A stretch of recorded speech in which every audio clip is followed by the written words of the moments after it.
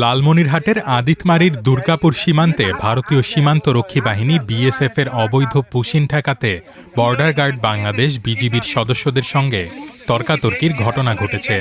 ৫ June ভোর ৫:৩০টার দিকে সীমান্ত পিলার ৯২৫ ও ৯২৭/৭ এস এর কাছে ভারতীয় ভূখণ্ডে ১২ জন সন্দেহভাজন নারী, পুরুষ ও শিশুকে দেখতে পায় বিজিবির ১৫ ব্যাটালিয়নের টহল দল।